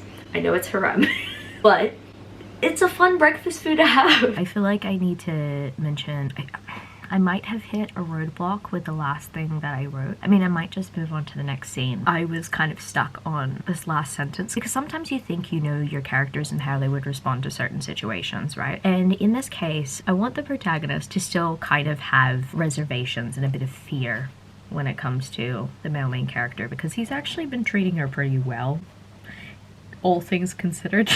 When I say treating her well, I mean, yes, of course, he's lurking in the shadows and he's very unpredictable, but at the same time, he's kind of treating her like a guest in the manner. I'm trying not to be too spoilery here. I'm trying to be somewhat vague. There's a point where protagonist breaks and she's like, I don't know what his intentions are to the house spirit. I don't want Hector the house spirit to discount her feelings, but I also don't want the house spirit to pretend like everything is okay because I still need that aura of uncertainty for my female main character. But the house spirit is kind of just there as like comedic relief to be the mediator between the two and stuff. Essentially, protagonist is alone. She's been alone for quite some time. I'd like to say the estimated time of her being in solitude for the most part has been like a fortnight. Not necessarily because a male main character is like letting her do so. No, like there was a point where she was traveling from place to place and then bumps into this guy and stuff. Essentially, her inner turmoil is the fact that she is alone and she doesn't want to like die alone and stuff. And I do reckon that's a good theme to explore in a gothic romance, especially. With gothic romances, they often don't feature many characters. We're often focusing on 2 characters who are in this large manor and stuff. Yeah, it seems to be very big and her feelings are also very big, but she feels very small at this moment. Right now, I don't know whether to move on from this scene and just come back to it later, or if I proceed. Like, I think this is a good opportunity to foreshadow. I think if I could reword it somehow and turn it into somewhat of a sassy conversation from Hector, that would be great. Because yeah, like the last line I left off on, I'm just like, not proud of, and I spent a good precious like 5 to 10 minutes of my writing sprint trying to finish this last sentence. Everything was going well up until that point, but I'm recording this and I'm talking about it because it's part of the process. I just spent the last half an hour listening to Mozart. It is almost 9:30, which means that I'm gonna get straight back into these writing sprints. What if I get to 6K by the Zoom sprints? I mean, that's what I essentially wanted to do yesterday. I got up to 5K and I got 7K out of the Zoom sprints. I'm hoping I can get 6K, considering that this time yesterday I was 1,000 words behind what I currently am now. I should probably be looking at my outline for the next 5 minutes before I do that. I'll let you know my progress. After a bunch of emotionally charged hours and a mental breakdown as well as a Zoom session. Right now it's actually 4:40 and I have completed 8,262 words today. So that means that I have 1,740-ish words. When I got to the 550 mark, I was having a mental breakdown. I think for me right now, just the idea of it being a weekend Because eventually I do want this to manifest itself into a full-time job. And I think whilst doing work during the week and then having the weekend to do this, I just craved the idea of just laying down on my bed and doing brain rot, right? But this is a good exercise to prove to yourself that you can do hard things. The brain rot craving self just kind of came out of me 3,000 words ago, so that was funny. Honestly, the writing sprints on Zoom are some of my favorite because I always feel somewhat refreshed after those. But then again, I think what really kind of frustrates me at the moment is the fact that yesterday I was starting my book and now we're at the middle. Well, technically not at the exact middle, but like, you know, the middle portion. It's post-inciting incident, if you will. When you have the middle, right, sometimes the middle isn't really structured. I mean, my middle is quite structured, like based on the 27 chapter method, but there's room for improvisation. There are some arguments that I did write down in my notes, and I'm wondering at times, is it repetitive with my main character's inner dialogue? Is it good? Because my main character has a certain inner dialogue. We're following a main character who is kind of used to working to earn her place, right? And so she thinks that way. And now I just wrote an argument scene in chapter 9 where she's finally arguing with the owner of this manor. She's like, so how am I gonna earn my place here? I don't get it. And I just feel like I'm like, is this repetitive? Because I've already addressed it in the internal thoughts. My camera battery is just about to die. And as I attempted to change my camera battery, I spilt a little bit of my drink on my keyboard. So I have been frantically trying to wipe that. The hardest thing about the first draft period, and this is also my observation after writing the Everbook, is the possibility of repetition. And I think repetition is somewhat inevitable, especially when you're kind of like a ruminating person. I mean, we're following some ruminating characters. My female main character is a ruminating person. I think right now she's a chaos potato because she's sad. She's going through some sort of really bad betrayal and she needs to forgive and stuff. And when you are going through a cycle like that, you're consistently thinking about things repetitively. But this is a book, and I don't think I need to keep hitting the nail on the head to get the point in. First draft. I mean, I've never actually completed a final draft before, so I actually don't know what it looks like in its final form yet. I think that is kind of what's giving me a bit of hesitation and kind of making me feel a little bit exhausted, because when I'm looking at my notes, I'm like, oh yeah, no, like, I've got this, but at the same time, I'm like, wait a second. Did I preemptively mention this earlier in the protagonist's thoughts? And I guess this is where beta readers come in. I have a bunch of beta readers ready to go. They're excited about reading my stuff. And yet, I think because I critique myself a lot, I think to myself, oh, well, they're gonna critique me a lot, and maybe I just want to keep it to myself and just keep the cringe to myself. But no, I think this is also a good exercise to remind me just how powerful I can be when I'm not focused on that. Because there are moments of this challenge where I've just been so powerful and I've been getting work done. Oh, I'm 50 pages in? I mean, I would expect by the end of this challenge I'd be close to around 90 pages in, because yesterday I got 30 pages into the book. I mean, that's also including page breaks and stuff, and the title page, of course. I need to get a move on. I'm gonna try to get writing done in 4 sprints, 4 25-minute sprints, in the hopes that I will finish before 7 p.m. tonight. Initial goal was 6:30, but I spilled my drink. And that held me back a little bit. The good news is I have just finished 7 chapters of the 27 chapter method. My chapter 7 was large. I mean, large to the point that that was 3 chapters, but then chapters 3 and 4 in the 27 chapter method all got put into 1 chapter. I like the fact that it's called the 27 chapter method, because you think it's gonna be 27 chapters, and then when you actually start writing it, you're like, okay, it's not 27 chapters, but it doesn't really need to be 27 chapters. It's just 27 steps to get you where you want to be. Make that a self-help book, Kat. Make that a self-help book. 2004 words. Not 2004. 20,004 words written. Day 2 is done. It is 6:30, which is better than 8, so that is good. I think for the most part, I stayed very disciplined in making sure that I was on top of time management. There were moments where I took some breaks. I did take half an hour for lunch. I took like 40 minutes for breakfast, and then obviously breaks, like in between, like mini breaks, obviously going to the bathroom and stuff. So if I keep this up tomorrow, then I could also be finished at 6:30 tomorrow. Starting at 6:30 and ending at 6:30, it ain't too bad. when I really think about it. Considering that 10,000 words are written. These last 500 words, they have been a little bit brutal because my hands are actually getting tired. Actually gotta go to the chemist now, and thankfully Chemist Warehouse here is open until 8. I need a prescription because I ran out yesterday, so have to do that before that gets done. The goal was to not finish at 8 this time so that I could do that. Okay, so now we're gonna go into daily check-in number 2. How did I feel on this day?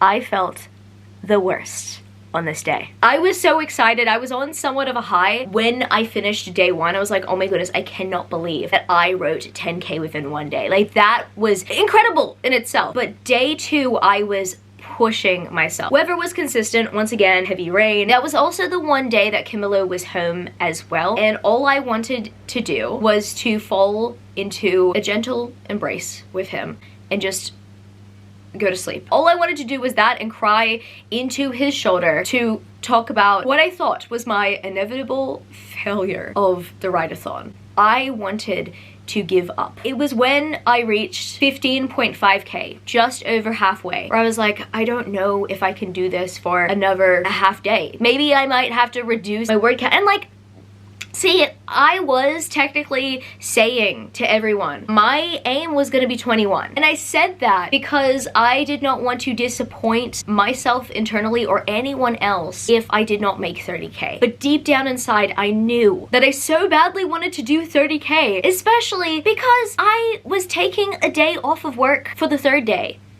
to make it happen. So if I did not achieve the 30K with the day of leave, internally I'd really be disappointed with myself because I would not be managing my time effectively. At this point, I was just very depleted. I was just very sad. So off camera, I did have a mental breakdown. I did cry in Camilo's arms, and Camilo was very supportive. He was like, you've got this. You can do it. This is not forever. You already did half of it, right? You already did most of it.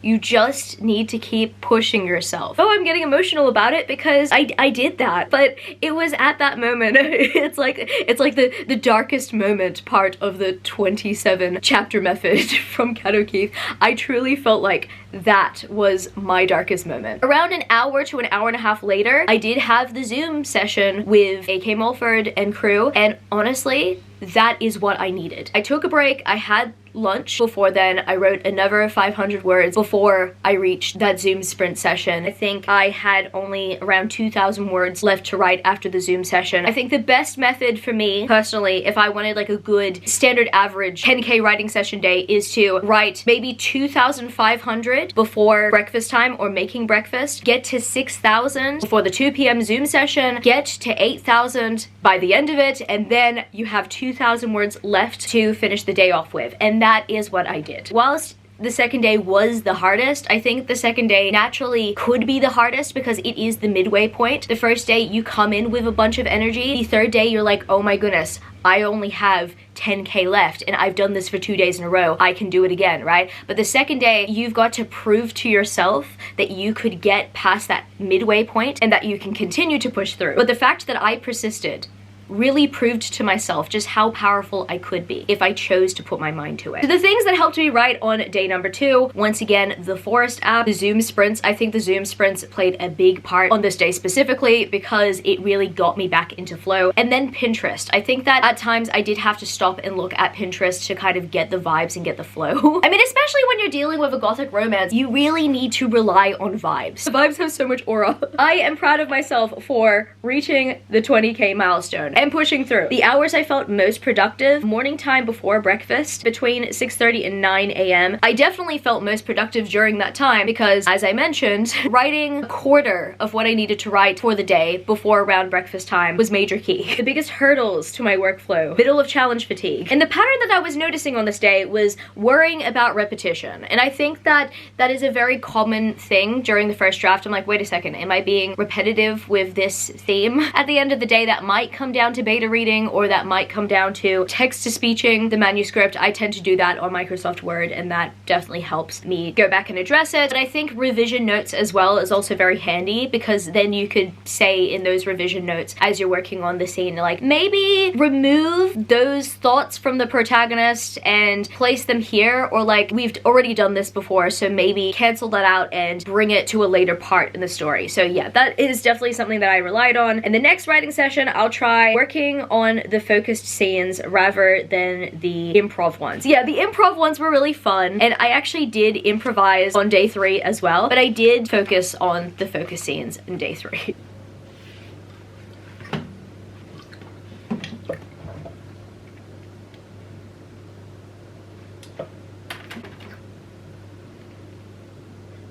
I have been up for almost an hour now. I woke up at 2:30 and I thought, oh, you know, well, maybe I could listen to a subliminal and see if I fall asleep. And so I tried doing that for half an hour. I mean, the subliminal would usually calm me down, but for some reason my gut was like, start writing earlier. Just get it out of the way. But my mom was like, no, take the 3 more hours of sleep that you need. But then my gut kept on arguing and was like, no, you could actually get this done earlier. So I'm gonna start writing at 4, and I am going to see if that helps. And like, I have been doing my best to go to sleep at like 9:30 at night as I do, but for some reason I have not been falling asleep at 9:30, and I think it's because of the excitement and the anticipation and being nervous about the idea of not having enough sleep, and then waking up with not having enough sleep, and then proceeding to kind of just like soldier on. I am hoping that I do not have another fatigue meltdown today. I think focusing on the positive will definitely go a long way. I am afraid of taking the heater out of our room at the moment because Camilo is still sleeping. He's working today. I'm gonna try to write a little bit in the cold and not let that bother me too much, and then as soon as he wakes up, snatch the heater immediately. He will be making breakfast this morning. He decided to buy some arepa, so we go from 2 homemade quick style Lebanese breakfasts to a quick home-style Colombian breakfast. Usually I have salad in the morning, actually, funnily enough, and that's great. But in terms of like the write-a-thon, I don't know, I think we've just kind of clung on to the carbier and protein heavy stuff. But yeah, no, after this write-a-thon, I'm going back to my regular diet. I'm still trying to work out what my post-write-a-thon reward will be. I really want frangos, but like, is that nutritional enough for a Monday? I am going to listen to Mozart as I do. I'm gonna look at my Pinterest board.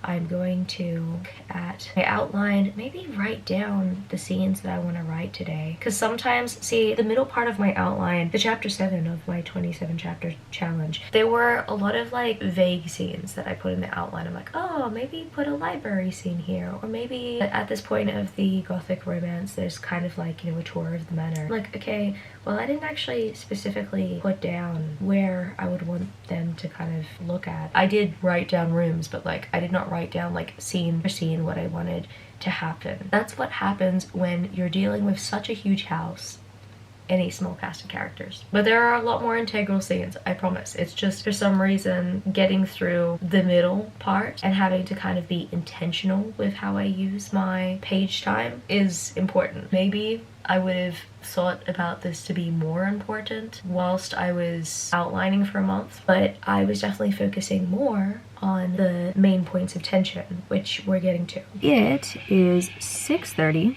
in the morning, 6:35 to be exact. I have reached 2,500 words for today, which means I'm a quarter of the way through. Miller came through with breakfast, so we've got scrambled eggs, arepa con queso, and I'm excited to dig in. What really helped me today, as opposed to the other 2 days, was me writing down just like bullet points of what I do want to write every other day. What I've been doing is looking at my outline and just assuming that based on my outline, I know exactly what to write. But as I did mention, when it came to like me wanting to give a manor tour, I literally just written down like, oh, here are some ideas, right? But I never really took the time to actually focus on those ideas. At the end of the day, gothic romances are about the vibes, and I guess it's just kind of assumed that you are going to give description of what the places look like. But yeah, I didn't put that description down in there. And I think often I'm so driven by the plot and trying to get things into the story that just feel more relevant, that yesterday night as I was writing, I just jumped ahead and focused on my house spirit's backstory rather than going into what should come before that, you know, established trust between him and my female main character, more scenes with them together, him kind of understanding where she comes from a little bit more before he's ready to actually open up about his funny, tragic backstory. I say it's funny because it's just so typical of Hector to have that backstory, you know. It's really tragic, but he was a shitty person in his previous life, so there's that. I'm really proud of what I've written so far. I've been writing scenes where she has been going into different places, standing in front of the manor, then going into different rooms in the manor. And I like these scenes that I'm writing so far because what I'm actually doing is thinking about a trust building conversation between these two characters, kind of like understanding where one is coming from and where the other is coming from, but also it's not necessarily centering Hector's backstory. It's Hector talking about the main male character. So there's something that is propelling the romance forward without the love interest in the scene. And so doing that, writing the dialogue, and then going back and then adding the scenery. I was writing a scene that I didn't know was taking place in a gallery. I thought it was all gonna take place like at the front of the house when they're outside, but I decided to split the dialogue and do it like that, I guess. And then proceed to kind of give more background into why the manor is set up the way that it is. That has proven to be successful so far. I just didn't think that I had that tactic in me yesterday, and so that's why I decided to end on the backstory of my house spirit. But I decided last minute, no, like this needs to be pushed out a little bit. I don't think that he is going to be in a position where he feels like he needs to share this with the female protagonist immediately. I mean, he could, but I mean, considering where she comes from a poverty background, and his past life, he was a very greedy person, let's just say that. I think he's gonna want to be somewhat careful. I think what I appreciate about his addition to the story is that he brings a new perspective and kind of shows growth over learning about his mistakes. I mean, he has to live with his mistakes now that he's a house spirit. I'm gonna eat breakfast, and then after that, we're gonna continue to power through the day. We got 7.5K to go. Okay, it is 8:49 and I have just reached 4K for the day. 4,038 words to be specific. 500 to 1,000 words ago, I'm trying to remember, I started to feel the fatigue settle in. I'm like, no, why? Just been writing some very fun banter. I think today, or this morning rather, I'm very much focusing on a side character having a bit more page time to also be able to get the female protagonist to express herself. In the next scene that I plan to write, express herself she does. 6,000 words to go. I hope that as I reach the halfway point today, I do not feel intimidated. I think it was easier to feel intimidated yesterday, considering that that was yesterday, and right here I am so close. Like, oh, wait a second.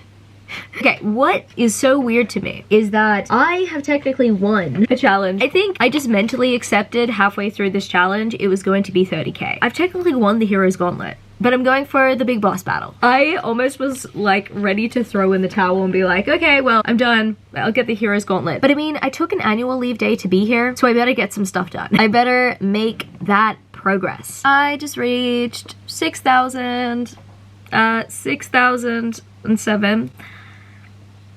And I want to cry. And this time, it's not because I want to give up. It's because I just wrote a really emotional scene. When I say emotional scene, I don't mean sad scene. It's more like a transmutation scene. Not actual, like, alchemy transmutation. I mean, there's another one of those scenes as well. But this one is different. Let's just say it's the protagonist playing piano, her feeling pain, and then other characters feeling pain as a result. And as I'm writing these notes down, like, it's funny because I would have loved to have learned how to play the piano, and I feel like me writing like this and being in flow state, it works the same way as how my protagonist just expressed herself and expressed her pain and sorrow and the weight of the betrayal that she experienced. It just got me thinking about how I started writing. I started writing because I felt the weight of the world's betrayal and started to transmute my pain. This is powerful, you know. I love that these challenges bring these moments out. When I was up to the 6,000 mark yesterday, I wanted to quit. I'm at the 6,000 mark today, and although I still feel as if there's a long way to go today, I am just so proud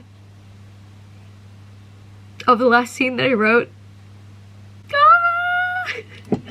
Excuse me while I enjoy some watermelon lemonade. And look, it's probably not gonna be a masterpiece to everyone, and that's something that I've got to accept, you know, but like, I at least got to this place of flow state, and that is why I think that everybody should consider becoming an author. I get it, that's not everyone's desire and stuff, but like, I had so many people in my life at a very young age tell me, I think you'd be a great author. Even Patrick Ness, the one time I met him, saw it. Blows my mind. It blows my mind, man. It's moments like this that I look forward to the most, even though I don't really want to cry. I don't love the feeling of crying. I mean, I love the feeling of release, but I don't love the feeling of crying because I do feel groggy afterwards. But this was some powerful stuff, man. So it is currently 11:30. I'm gonna do a few more writing sprints before we get to 2 p.m. What I do know almost for certain is if I persist in writing sprints for at least another 2 hours, then I do have the potential to be very close to finishing during the Zoom session, because the Zoom session ends at 4, right? I started writing at 4 today. I would be ending at 4. There are moments where I take longer breaks than others. I mean, it could just be taking 5-minute breaks and persisting from there. Sometimes it does take me longer to get to like a 500-word chunk. I mean, this last part did, and I think that was because I just actually wanted to articulate this scene with a bit of caution. Like, I'm playing around with an instrument that I don't play. I mean, I don't know if I necessarily have to mention what keys are being used at what time. I am just going off how I would feel when I write. And I think that from that point, hopefully the reader can understand how the protagonist feels when they are playing the piano. So yeah, I hope I don't butcher that, but at the end of the day, I wanted to give them a form of expression that I believe is very powerful. If I need to do my research in post, then I will do my research in post to make it work. But for now, I'm just going off of expression when it comes to that instrument specifically. In a future book, I think I'm gonna write more of a book reader, or maybe someone who's more of a writer. I do have ideas like that. I mean, in the first book I wrote, my main female protagonist is a book reader. Eventually, I want to do a fairy tale reimagining where the protagonist is a writer. Actually, funnily enough, that writer is featured as a book in my first book, and I actually did name drop that book from that specific writer that I plan to write about in this one as well. I like sprinkling around references for WIP projects that I plan to write another day. I don't know, I just think that that's fun. Anyway, I've taken up too much time already chatting to the camera. I need to get back to putting the work in. I just wrote a really funny scene. A really funny scene that I completely improvised. I don't want to like talk about it because it is technically TMI. Sorry, there are 2 scenes. One being sensual in tone, and then the other one essentially being the ramifications of that. I had so much fun with that. Like, I have so much secondhand embarrassment for my female protagonist, but at the same time, something like this has happened with Camillo and I before, except it's funnier because there is a vampire involved here. I have reached 8,000 words, and it is almost 2, which means it's almost Zoom call time. So I'm taking a 10-minute break before I start. I might just like top up on some snacks. I think Camillo and I are planning to have a pretty good dinner. Honestly, right now I am feeling like I am on a high. Usually it takes the Zoom call to get me on a high, but I think I'm actually gonna finish this write-a-thon on a high note, because usually I do get just under 2,000 words done during a Zoom writing sprint session, because they always feature 4 writing sprints, and sometimes I write 400 words and sometimes I write 550. It really depends. That is technically my range, 400 to 550. So depending on how good I go, I might just finish the write-a-thon after the sprints. If not, then it will be very soon after the sprints, because I would be very surprised if I did not get close to 2,000. In fact, I technically don't need exactly 2,000. I need 1,982 words or 72 words. And that is all I need to be able to finish the 3-day 30K challenge. Oh wow, I've actually done it. So I completed this challenge. I'll have more thoughts on it later. So as I'm filming this right now, it has actually been just under a week since I filmed that last clip of me winning. It is Monday morning before I go into the office today, and it took some time for me to process that I actually did that. And when it finally hit, I was on a high like none other. And this is why I kind of swear by the law of attraction and law of assumption. And the reason why I say that is because everybody and their mother, not really their mother, but everybody was asking me, what is up with you this week?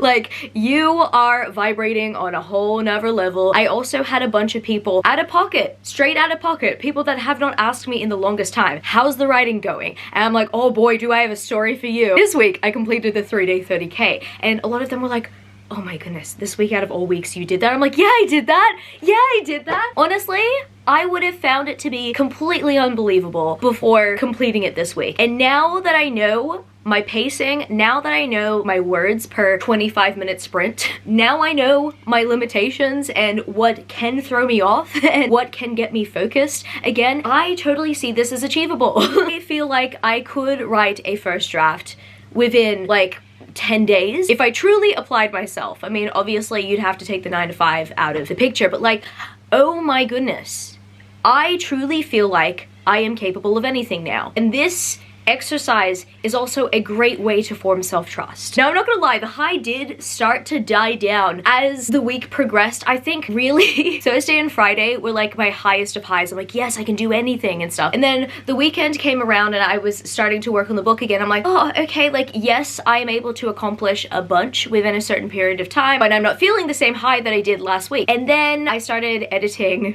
the footage for this video. So I was like, oh my goodness, no, it's back, it's back. I truly feel like that on day 3, I conquered. And how did I feel?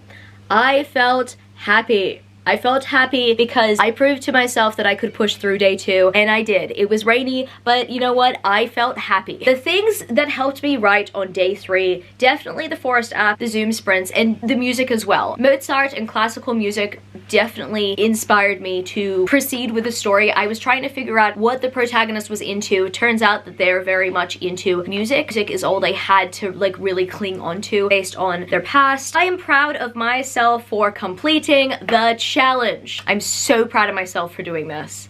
And you can be too if you decide to do it. The hours I felt most productive on day number 3, morning time. Although very consistent throughout the day, I was definitely very consistent during the Zoom sprint. Like, the Zoom sprint is when I completed the challenge. Even though, like, last week I was not filming footage of me going out and celebrating. And like, I had Frangos, and I love Frangos. Like, Frangos is a good one. You know, winner, winner, chicken dinner, that was a good chicken dinner. And I think that, you know, me being on the high as well during that week was also very rewarding, for sure. The biggest hurdles to my workflow, potential fatigue due to sleep deprivation. That at times, you know, threatened to get me. I was like, nope, nope. No, because technically that day I did start writing at 4 a.m. Patterns I'm noticing. Editing typos. Yes, editing typos, which isn't necessarily a bad thing. You can literally just click on it on Microsoft Word and then it will propose the new word and then boom, you're there. In the next writing session, I will try to stay focused on going forward and not looking back. Now, in terms of the challenge bingo, I literally was not even trying to do this. This was not something that I was trying to do at all. Here, actually, no, I'm just gonna show you a screenshot on the screen. Like, only 4 of these I did not complete, and those 4 were yelling at your characters out loud. I just didn't yell at them out loud, and I think it's because my characters somewhat did behave for the most part. I did have some improvising from Paloma, who is my female main character, and Hector at some point, and potentially Verlac. Every once in a while Giuseppe decided to act up too, but like not to the point that I had to yell at them, you know? Go on a walk. I think that's something that I should have done, honestly. But it was raining. Like really bad. It was heavily raining. I could not just go out. I could have probably just walked on every level of the apartment building, probably. Have an epic snack break. I did not have an epic snack break. Like I did not just like grab all the snacks and eat them all at once. I kept on gradually chewing at that low sugar, low carb chocolate. That white chocolate one was really good. That one was actually really good. I did not have an epic snack break, so I did not count it. And then take a brainstorming shower. I think that this one would have been one that I would have most likely done the most out of the ones that I did not do. But I did not. I felt like I needed to take the shower when I was not writing. So at nighttime I was showering, but I wasn't brainstorming. So the ones I did complete: finish a scene you've been avoiding. At this point I don't remember what that scene was, but there were a few scenes that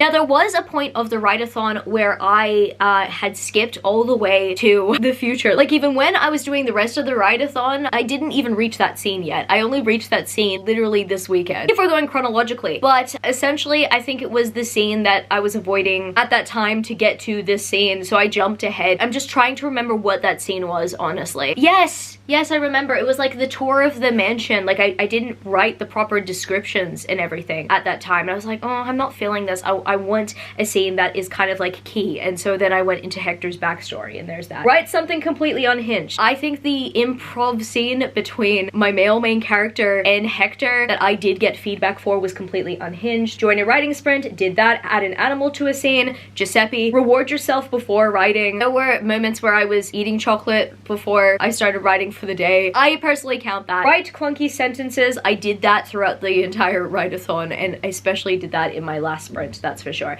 Take a stretch break. I took many. You need to take those breaks, my goodness. Stretch your wrists and fingers too often. I did that too often because I needed to. Write an action scene. I wrote one main action scene, and that is the inciting incident. Yeah, that was one main action scene that was absolutely terrifying, but there was also kind of like another one where the protagonist was kind of fighting with my male main character as well, trying to escape a certain point as well. So there's that. Write a big feel scene. Oh, there are too many big feels in this story. It's literally about grief. It's literally about abandonment. So yeah, there were moments where I did cry. The middle one is start the 3-day 30K, and that's what I did. Write a scene like you're spilling the tea. Hector spills the tea a lot. So he's like, okay, let me give you a little rundown. Write a scene out of order. Hector's backstory. That is something that I did. Daydream while you're doing a task. Yes, I often did think about the story when I was getting up and like cooking. I was listening to Mozart whilst I was also cooking as well. My camera battery died, and I actually need to leave the house in a moment, so I'm gonna finish this up while I am packing my bag. Surprise yourself with your writing. I definitely did surprise myself with my writing a few times, especially with that improvised scene. There was another improvised scene, completely improvised scene, that had a very funny ripple effect that I wrote on my final day as well. Sexual reference, but also very, very, very funny and kind of relatable to a vampire that has high senses. Write some killer dialogue. I mean, you have my male main character who is essentially quite murderous. Kind of like classify that as some killer dialogue, if you know what I mean. I mean, yes, there's a few deaths at the beginning of my book as well. The dude is morally great. What can I say? Remember to drink water. Yes. I think it was day 2 where I didn't drink my water soon enough, and that ended up being my downfall. Fill out the daily check-in. I did that. Celebrate a small win on socials. I did that. I posted TikTok acknowledging my win. Write something that you'll have to go back and fix later. Like everything. And then the final one that I completed is write for 20 minutes. I mean, I did 25-minute writing sprints, so that's a pretty easy one. I promise that I will leave you alone in a few minutes. I am filming this after watching all the footage back after doing my first draft of editing for this vlog, and my heart is so full. At the end of the day, everything that happened within this vlog is like a perfect case for the saying, you can do anything that you put your mind to. I also made an interesting observation about day 1, how in day 1 I was completely stuck in my ways of revising. I kept on saying, this is what I do, this is a bad habit of mine, right? Day 2 and day 3, I stopped identifying with that and just detached and let go. And I think that that is so important. It was so important for me to be able to charge forward and to keep going. And so personally, I'm going to be more mindful of that. I do not want to identify with my hindrances, if you know what I mean. And I think that me not identifying with the hindrances on days 2 and 3 really helped me push my way forward and allowed me some extra time to rest. Something that I also really wanted to mention in this vlog before I conclude, earlier within that week, I think it was Monday, because usually Neuro Knowledge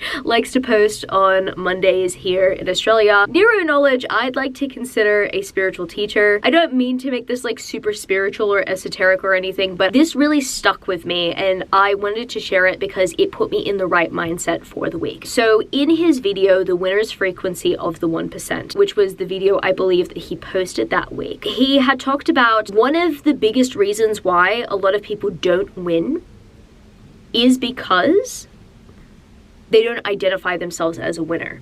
And a big reason why a lot of winners do win is because they identify themselves as a winner. I have the I am affirmations that I do every single day, but I specifically decided at the beginning of the week when I watched that video that I am going to put myself in the headspace of a winner. If you are struggling or doubting, if you are an author or any sort of creative who feels like they just can't win and that it's too much of a risk, I truly believe that you can do anything if you put your mind to it. I also had another saying this week. I don't know if it's relevant, but I feel like everybody needs to hear this. I went to a book conference the Thursday of the week after the write-a-thon, and I had to write down the words of Robert Connolly, who is an Australian director. He said, everybody wants to be the first person to do something second, but be the person who does something first. Don't wait for permission to do it.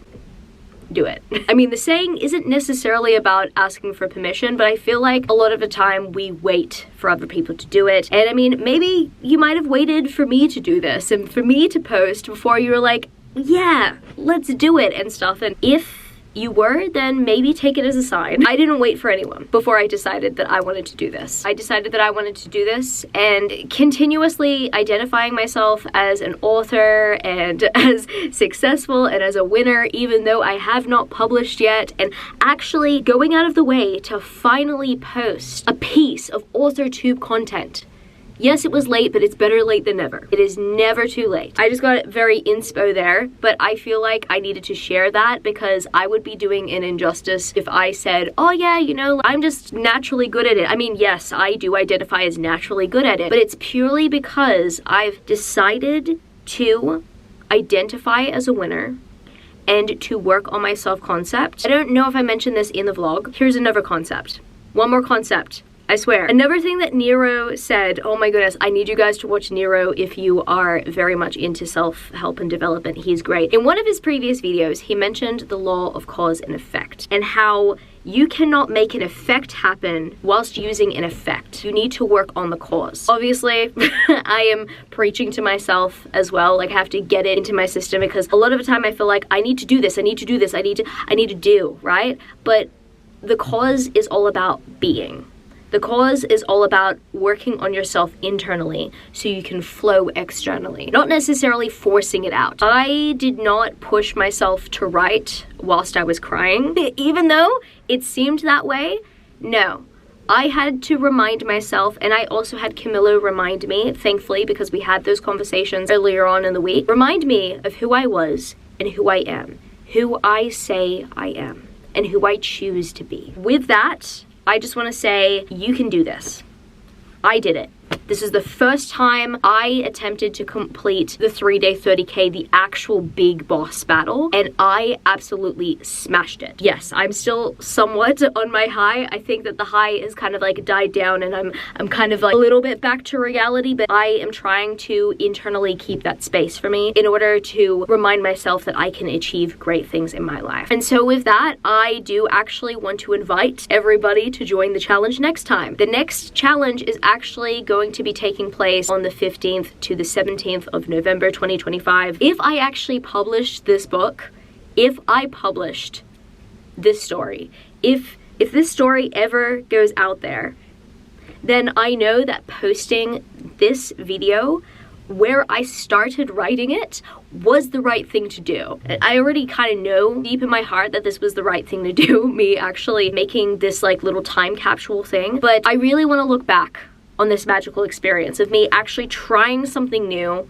going the extra mile, and also kind of seeing how the story evolves based on my vague comments throughout this whole video. I turned that into a self-help little moment of power there, but in terms of what I plan to do going forward, I want to challenge myself to do this every single time. This challenge goes for 4 times a year. The next one is coming up, and I am thinking of doing the exact same thing where I challenge myself to outline a new novel and to work on that outline consistently. As I do mention way earlier in this vlog, I do have another story idea that is set within the same world. In fact, we are following a friend of the male main character in the story, and I am excited to share that with you eventually. Obviously, I've got to share this story first, but I am planning to do this write-a-thon for the companion book. It will also be a standalone. I am planning for it to be a standalone. I'm planning for that one to kind of be a little bit more of a stalker romance compared to this one, so I'm excited about that because I've always actually really wanted to write a stalker romance. I really enjoyed the like spooky elements of writing this one. I honestly reckon I will get even more of a thrill out of that one, so I'm excited, but I will plan to write it at the next 3-day 30k challenge, which I honestly reckon you all should join. Something I do need to address, I am so sorry about the lighting. Here I'm in the office, so like I've actually got very good lighting from where I'm filming right now. Not all the call rooms have good lighting like this. This one I have really good lighting, but I'm obviously not going to be doing writing vlogs at the office if I'm going to be doing the 3-day 30k. Next time I am going to turn off the backlight in the background. I thought that the best thing to do was to have as much light as possible. Clearly that was not the case. It was not the case. So if you guys decided to watch till the end and actually went through that light, I tried turning the brightness down like in terms of the filters that I've got on iMovie. I also did crop the light in the background as well, like I cropped the frame to like avoid the glare, but yeah, it wasn't perfect. I did what I could in terms of like post-production, but next time I will not be filming that way. I will make sure my lighting is much better for my vlogs. I didn't realize it at the time, and I'm sorry about that. I want to invite anyone to join this challenge. Please join the Discord, check AK's YouTube channel out, check out all the links that I have below, every creator that I credited, honestly. Overall, they really helped the cause become the effect. The right places at the right time, so please check those sources out as well if you do have the opportunity. But right now, you deserve a break, okay? Take a break, take a rest if you stayed till the end of this video. Thank you so much for your support. I really hope to be posting more author content. I love you, book lovers. I love you, authors. I love every single one of you who are watching this video in the most parasocial way, and I will see you later. Peace.